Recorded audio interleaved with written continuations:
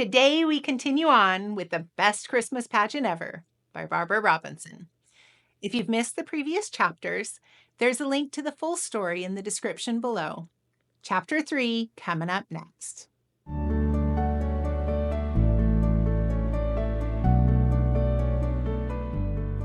Welcome to Read with Maren, where I bring you fun, wholesome, and inspiring stories that you can share with the whole family.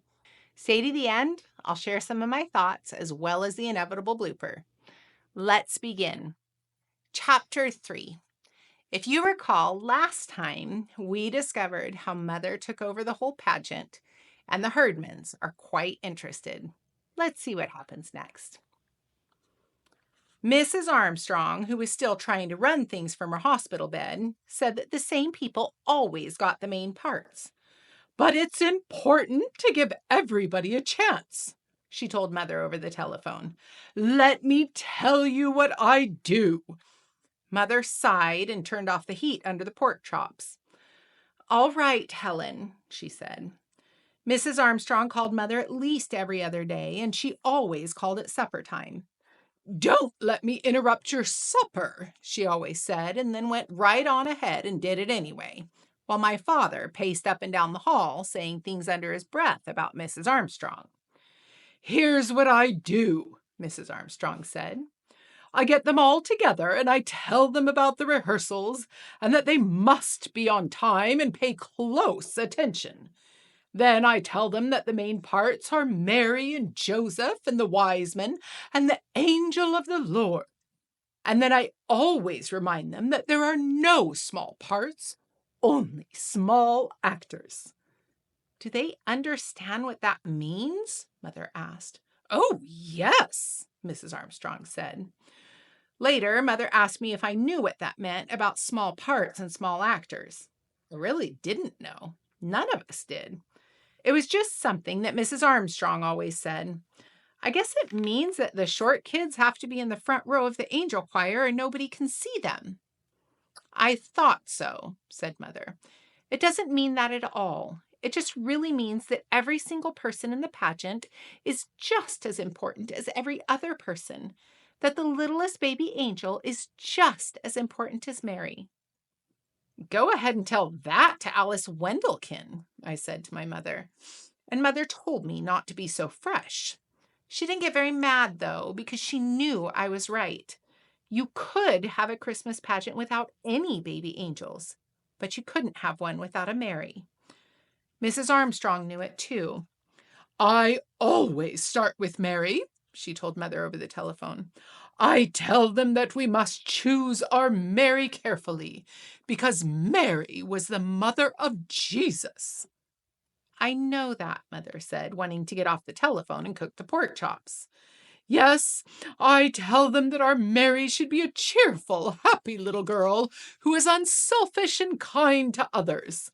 Then I tell them about Joseph, that he was God's choice to be Jesus' father, and that our Joseph ought to be a little boy." She went on and got as far as the second wise man when Mother said, "Helen, I have to go now. There's somebody at the door." Actually, there was somebody at the door. It was my father, standing out on the porch in his coat and hat, leaning on the doorbell. When Mother let him in, he took off his hat and bowed to her. "Lady, can you give me some supper? I haven't had a square meal in 3 days." "Oh, for goodness sake, come on in. What will the neighbors think to see you standing out there ringing your own doorbell? And why didn't you ring the doorbell 10 minutes ago?"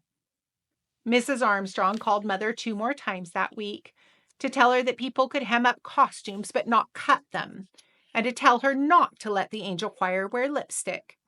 And by Sunday, Mother was already sick of the whole thing. After church, we all filed into the back 7 pews along with 2 or 3 Sunday school teachers who were supposed to keep everybody quiet. It was a terrible time to try to keep everyone quiet. All the little kids were tired and all the big kids were hungry, and all the mothers wanted to go home and cook dinner, and all the fathers wanted to go home and watch the football game on TV. "Now, this isn't going to take very long," Mother told us. My father had said it better not take very long because he wanted to watch the football game too. He also wanted to eat, he said. He hadn't had a decent meal all week. First, I'm going to tell you about the rehearsals, Mother said. We'll have our rehearsals on Wednesdays at 6:30. We're only going to have 5 rehearsals, so you must all try to be present at every one. What if we get sick? Asked the little kid in the front pew. You won't get sick, Mother told him, which is exactly what she told Charlie that morning when Charlie said he didn't want to be a shepherd and would be sick to his stomach if she made him be one. Now, you little children in the cradle room in the primary class will be our angels. You'll like that, won't you? They all said yes. What else could they say? The older boys and girls will be shepherds and guests at the end and members of the choir. Mother was really zipping along, and I thought how mad Mrs. Armstrong would be about all the things she was leaving out. And we need a Mary and a Joseph and the 3 wise men and the angel of the Lord. They aren't hard parts, but they're very important parts. So those people must absolutely come to every rehearsal. What if they get sick? It was the same little kid, and it made you wonder what kind of little kid he was to be so interested in sickness. They won't get sick either, Mother said, looking a little cross. Now, we all know what kind of person Mary was. She was quiet and gentle and kind, and the little girl who plays Mary should try to be that person. I know that many of you would like to be Mary in our pageant, but of course we can only have one Mary. So, I'll ask for volunteers, and then we'll all decide together which girl should get the part. It was pretty safe to say, since the only person who ever raised her hand was Alice Wendelkin. But Alice just sat there, chewing on a piece of her hair and looking down at the floor. And the only person who raised her hand this time was Emma Jean Herdman. Did you have a question, Emma Jean? Mother asked. I guess that was the only reason she could think of for Emma Jean to have her hand up. No, Emma Jean said. I want to be Mary. She looked back over her shoulder. And Ralph wants to be Joseph. Yeah, Ralph said. Mother just stared at them. It was like a detective movie when the nice little old gray-haired lady sticks a gun in the bank window and says, "Give me all your money." And you can't believe it. Mother couldn't believe it. Well, she said after a minute, we want to be sure everyone has the chance. Does anyone else want to volunteer for Joseph? No one did. No one ever did. Especially not Elmer Hopkins. But he couldn't do anything about it because he was the minister's son.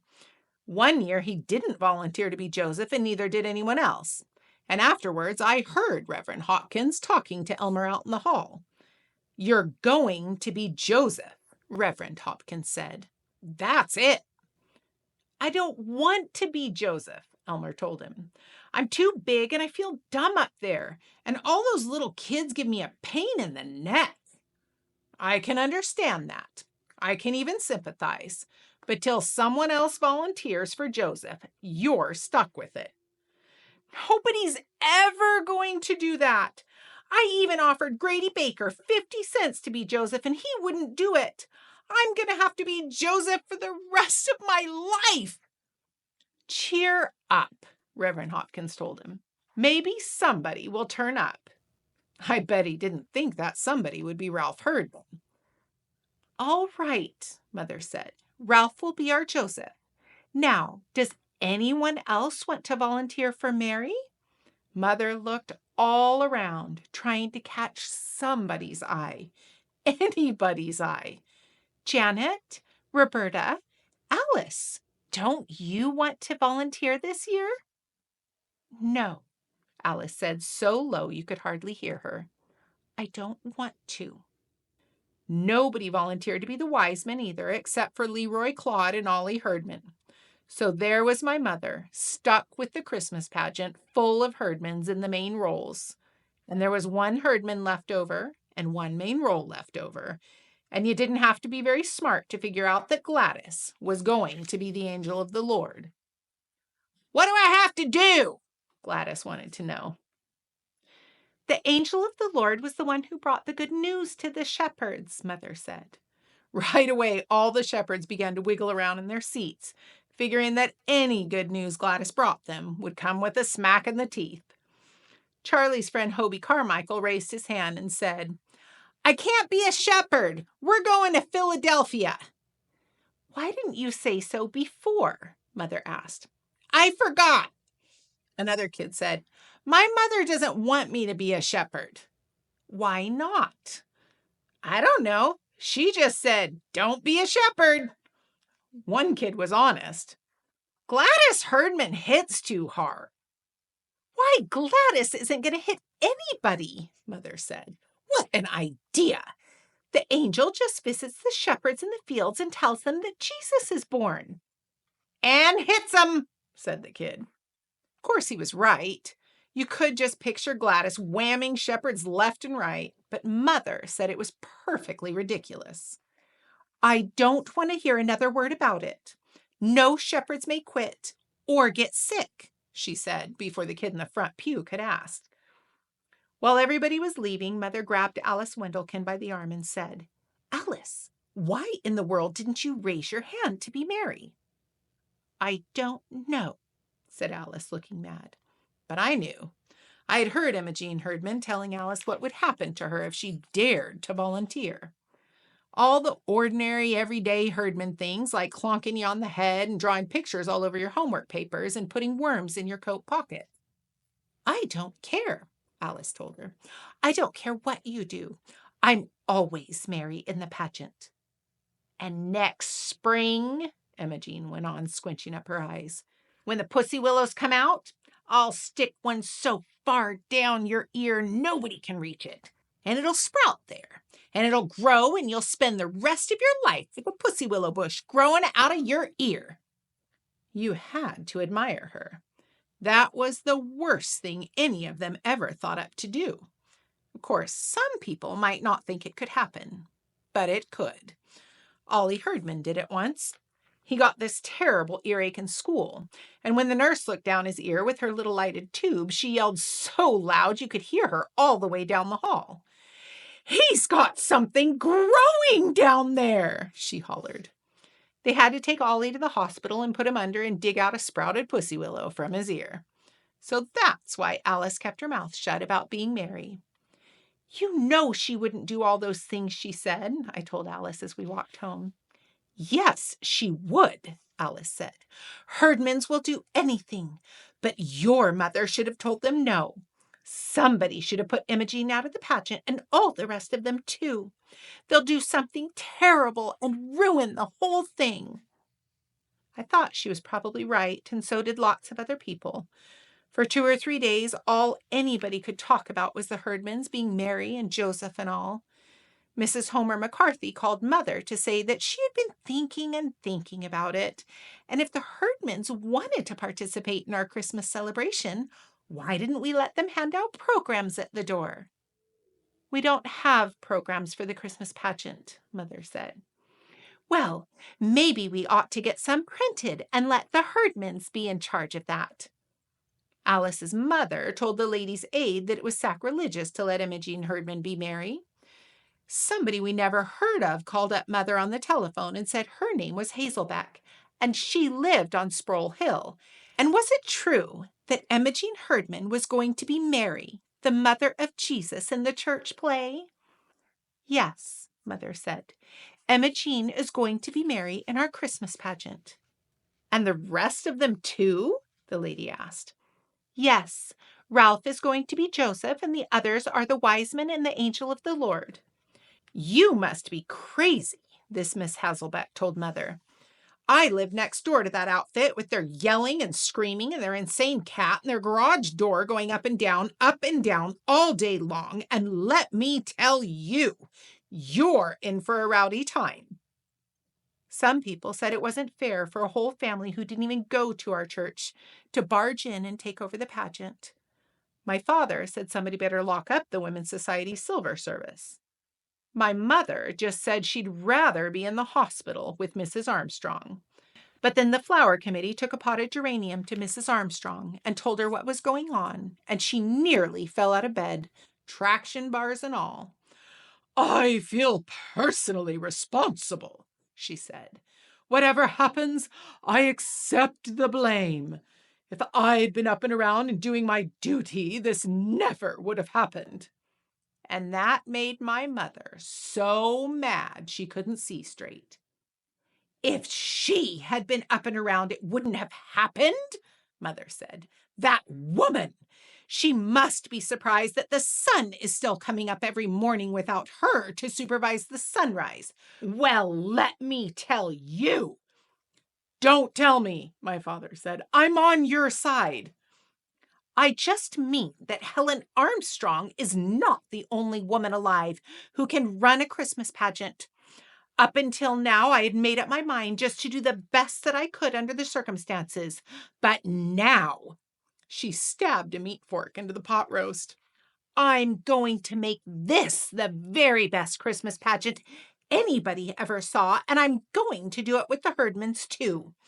After all, they raised their hands and nobody else did, and that's that." And it was, too.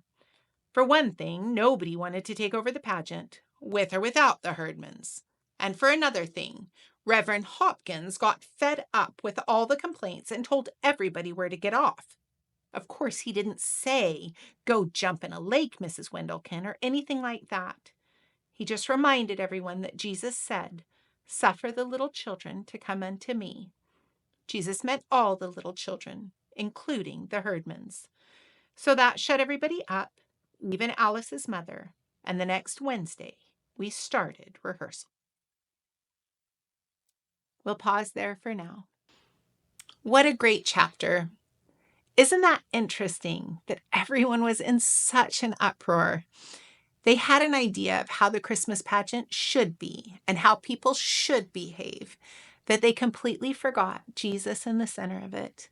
And it was the Reverend that had to remind them that the Lord loves all of his children, even those that we have trouble seeing his face in their behavior and their actions. It's important to remember who we are and to include everyone in the love of the Savior. Remember, always look for the good in the world. And if you can't find it, create it yourself. We'll see you next time. Ready? Ready? Ready? You ready? You ready? That's what it is. No, I'm not. No, but from the little bird's eye view, I can see this. It's the Reverend that had to mind the best Christmas pageant ever. Chapter 3 coming up next. Come on, don't shake your head. That was good enough. I don't know. I don't know. You should make stuff up. People make stuff up all the time and they just go with it. Just make it up.